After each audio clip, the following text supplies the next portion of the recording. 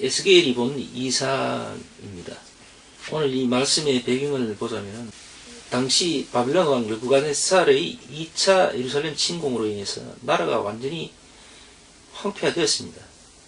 그럼에도 당시 유다 백성들은 아주 타락의 타락을 거듭하고 있었고, 그래서 죄에 대해서 사람들이 전혀 무감각해진 그런 상황에 놓였던가 봅니다.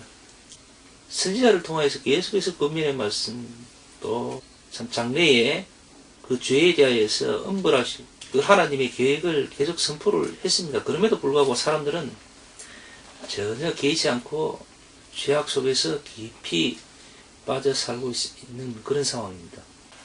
지금 에스겔이 이렇게 말씀을 선포할 당시에 사실은 동시대에 다른 선지자들도 있었죠.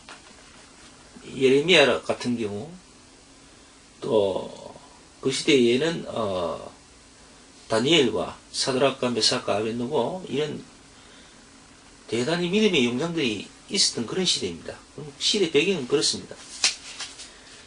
특히 오늘 이 1장 말씀은 에스겔이 특별하게 자신이 체험한 이상들, 자기가 봤던 그 이상들을 이야기하고 있는데, 이 말씀 자체는 사실은 대단히 어려운 이야기죠. 이것을 정확하게 이거는 이러하다라고 딱 부러지게 이렇게 해석을 한다는 것은 좀 무리가 있는 이야기죠. 왜냐하면 각기 사람마다 뜻하는 바나 생각하는 바나 또 하나님께서 주시는 어떤 내용들이 아마 다를 걸로 생각합니다. 당연히 하나님께서 우리 각 개인에게 주시는 어떤 달란트라든가 내용은 각기 다 다르다고 생각합니다. 그래서 오늘 이 본문 말씀을 가지고는 구체적인 어떤 분명하고 명확한 말씀은 우리가 얘기하기가 좀 어렵습니다. 어쨌든 이 전체적으로 봤을 때 우리가 확실히 알 수 있는 내용은 여호와의 절대적인 주권과 그 주권에 대한 피조물에 합당한 자세는 분명하게 이 말씀 속에 들어있는 것 같습니다. 오늘 이 말씀에서 보여지는 이상의 어떤 그림을 한번 그려보면 말이죠. 맨 밑에 부분에는 내생물이 있다고 하죠. 그 내생물이란 말은 즉 사람과 또 사자와 또 소, 독수리 이런 동물의 어떤 형상, 그것을 이야기하는 것 같고, 그 다음에 그 내생물, 그 맨 밑에 있는 내생물 바로 위 중간 부분에는 궁창이 있다고 하죠. 오늘 말씀 22절을 보면 그 말씀이 나와 있습니다. 그 생물의 머리 위에는 수정 같은 궁창의 형상이 펴 있어 보기에 심히 두려우며 이렇게 되어 있습니다. 그러니까 내생물이 맨 밑에 있고 그 다음에 중간에는 궁창이 있으며 그 궁창 중간 위에 상부에는 이제 하나님이 계신다, 그렇게 이제 얘기하고 있는 것 같아요.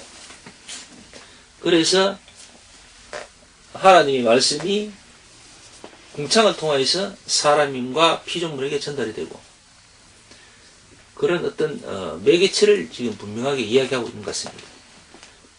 그래서 오늘날에는 우리가 예수님의 뜻과 하나님의 뜻은 사실은 우리 성령 하나님을 통해서, 성령을 통해서 우리가 전달받게 되죠.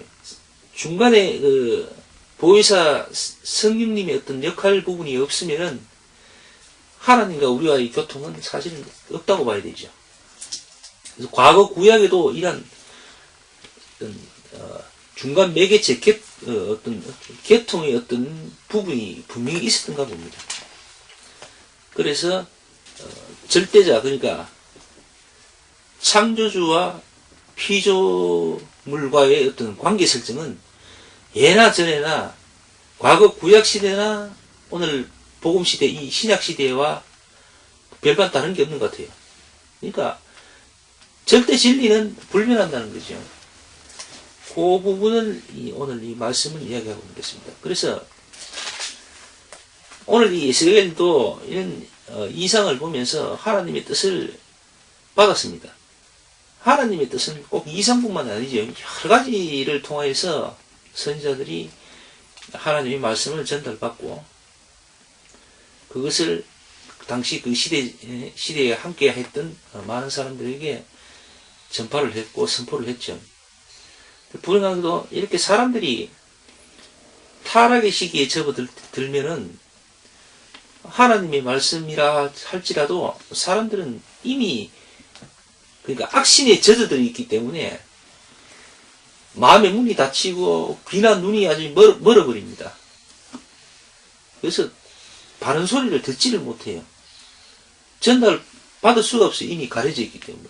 죄악 속에 푹 파묻혀버리면은 오늘날도 마찬가지인 것 같아요. 오늘날도 사람들이 참과 진실에 대하여서 사람들은 갈망하는 어떤 그런 자세가 많이 부족해 보인다고 할까요? 그런 부분이 참 미약한 것 같아요. 오히려 어렵고 힘든 과거에는 사람들에게 일정 부분 어떤 양심이라는 그런 또 도덕이라는 부분, 그런 부분들이 상당히 강하게 사람들 속에 자리하고 있어서 함부로 죄를 접하거나 또 그 죄를 허용하기란 상당히 어렵습니다. 눈치도 받고 말이죠. 뭐 하늘의 눈치를 보든 주위 사람들의 눈치를 보든 그렇게 죄악을 쉽게 허용하거나 받아들이기가 참 어려운 부분이 있었어요. 그러나 오늘날에는 어떻습니까? 어떠한 목적이나 구실만 어느 정도 갖춰지면은 그 죄악과도 얼마든지 타협을 하는 추세입니다. 조그만 건덕지만 있으면은 죄를 쉽게 그냥 받아들여버립니다. 가령 내가 조금 잘못을 했어도 그 잘못하는 덕분에 약간의 어떤 이득이 생겨서 그 이득으로 내가 도움을 받고 또 다른 사람에게도 약간의 어떤 뭐 위로나 보탬을 줄 만한 건덕지가 있다 싶으면은 그 죄와 타협해 버리죠.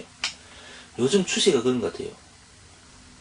예전에는 꼭 죄라고 할 수 없을 정도로 말이죠. 가령 맛있는 음식을 말이죠. 내가 집에서 먹으면은 예를 들어 고기를 구워 먹는다 칩시다. 그러면 그 고기 구운 냄새가 바깥으로 이웃에 전달될 거 아닙니까? 그러면은 그게 왠지 미안한 거예요. 우리만 먹기에는 미안해서 앞집에도 좀 갖다 주고 맛보러 갖다 주고 옆집에도 맛보러 갖다 주고 이런 경향이 있거든. 분위기가 그랬단 말이죠. 그런데 오늘날 어떻습니까? 집에 고기를 굽든 잔치를 하든 내 이웃하고는 상관없는 거예요. 오히려 우리가 뭐 손님들 와가지고 노래를 부르고 춤을 추고 떠들어도 개의치 않습니다. 옆집이나 앞집이나 다른 집에서 조금 불편한 거 그렇게 신경 안 씁니다. 그게 예전하고 오늘날하고 좀 다른 차원이라고 할 수 있죠. 그래서 사람들의 양심이 자꾸 메말라가고 죄에 대하여서 사람들이 자꾸 불감증을 자꾸 이렇게 갖게 되고 하면은 결국 그게 무슨 말인가 하면은 흑암들, 죄악들이 득세하는 시대에 접어들면은 그렇게 된다는 거예요. 내가 잘못을 하고 있지만은 이 잘못이 정말 잘못인지를 모른다는 거야. 그렇게 돼버린다는 거예요. 이렇게 지금 계속 시대적으로 전체적인 흐름들이 이렇게 자꾸 어두운 쪽으로, 두려운 쪽으로 자꾸 흘러가고 있는 이 추세. 이건 참 정말 생각해 볼 얘기입니다. 불행하게도 이런 답답하고 안타까운 시대에 우리가 살고 있다는 거예요. 그래서 우리가 하나님을 좀 더 의식하고 말씀 속에서 하나님의 그런 뜻을 찾으려고 노력할 필요가 다분히 있을 수밖에 없다. 그런 거 아니겠습니까? 어쨌든 오늘은 지구상의 많은 나라들 뭐 하나님을 믿든지 안 믿든지 간에 온 인류가 12월 25일 그래서 크리스마스라고 성탄절이라고 해서 기념하는 날이 되죠. 근데 수백 년 동안 이 12월 25일을 성탄절이라 하면서 기념하는데 사실 이게 어쩌면은 참 불행한 날일 수도 있다는 거예요. 정말 우리 아기 예수님께서 탄생하신 날은 분명히 아닐 뿐더러 그 정확한 날짜는 이 하나님 말씀 성경 속에는 나타나 있지 않습니다. 그리고 성경 말씀 우리 그 예수님의 나신 그 말씀의 배경들을 살펴봐도 오늘날 12월 25일하고는 상당히 거리가 멀어요. 이 팔레스타인 지역에 12월 25일 12월 말일 경에는 우기가 시작된답니다. 우기. 그래서 양들을 바깥에 내놓지를 않는데요. 사람들 이동이 어렵고 해서 뿐만 아니라 당시 헤롯 왕이 호구조사를 했다고 하잖아요. 근데 12월 말경에 호구조사는 할 경우가 없답니다. 너무나 적절치 않다는 거예요. 그래서 역사적 자료도 12월 25일하고는 전혀 거리가 없는 거죠. 예수님의 나신 날은 거의 이 12월 말경은 아니라고 학자들도 얘기하고 있습니다. 그래서 우리가 이 12월 25일에 대한 이 날짜에 대한 의미는 뭐 크게 생각할 그게 부분이 없는 것 같아요. 더군다나 이 12월 25일이 참 우스운 게 과거 로마 태양신을 숭배했던 날이라고 합니다. 종교학자들이 이야기로는 그렇습니다. 12월 25일은 과거 로마 사람들이 태양신을 숭배하는 날이라고 해요.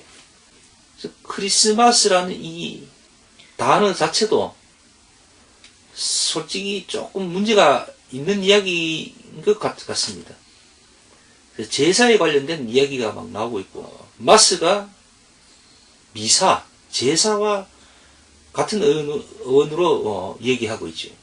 그래서 이게 무슨 우리 아기 예수님을 제사 지내자는 얘기도 아니고 하여튼 좀 안 맞아요. 이게 전혀 근거가 없는 이야기로 흘러갑니다. 더군다나 세계 각 나라에서 말이죠. 이 크리스마스를 전후로 해서 각종 사건 사고가 굉장히 많이 일어난다고 하잖아요. 옛날부터 오늘날까지. 그러니까 사람들은 일반적으로 이 거룩한 날로 생각하는 것이 아니라 축제 혹은 마음대로 막 할 수 있는 어떤 자유 뭐 이런 걸 생각하죠. 거기다가 또 이 순서를 뒤바꿔 버리는 어떤 뭐라 합니까 그런 좀 혼돈으로 오해를 하고 있어요. 그래서 막 술을 많이 먹고 또 혹은 뭐 축제라 해서 막 남녀들이 엉뚱한 짓을 한다든가 막 그래서 크리스마스를 전후해서 도둑이나 또는 폭력 또 술과 마약 매춘 그런 불건전한 어떤 성관계라든가 이런 것들이 갑자기 증폭해 버린다고 하잖아요. 그래서 그런 모든 정황들을 따져보면은 이게 예수 그리스도의 탄생이라고 하기에는 정말 부끄러운 이야기가 되어버린 겁니다. 그럼에도 불구하고 오늘날 교파교회에서는 이것을 알고 있지 않겠습니까? 당연히. 근데 이것을 아직까지 카톨릭에서 전해받은 것을 그대로 답습하고 있으니 참 안타깝고 부끄러운 이야기죠. 어쨌든 그 사람들은 그 사람들이고 우리는 이러한 사실에 대해서 좀 알고 있어야 될 줄로 생각합니다. 오늘은 죄에 대한 하나님의 생각과 또 우리 일상에 일어나고 있는 모든 어떤 죄악이라든가 또 여러 가지 형편과 또 여건들 이런 것을 살펴보면서 좀 더 분별하고 말씀 가운데 있는 의미라든가 또는 속사정이라든가 이런 것을 좀 더 살펴서 우리가 부족하지만은 완전하지는 못하지만은 좀 더 하나님의 뜻 가운데에 가깝게 다가갈 수 있는 그런 우리가 되기를 위해서 노력하고 기도하면서 살아가는 그런 우리가 되기를 다시 한 번 더 다짐하는 그런 시간이 됐습니다.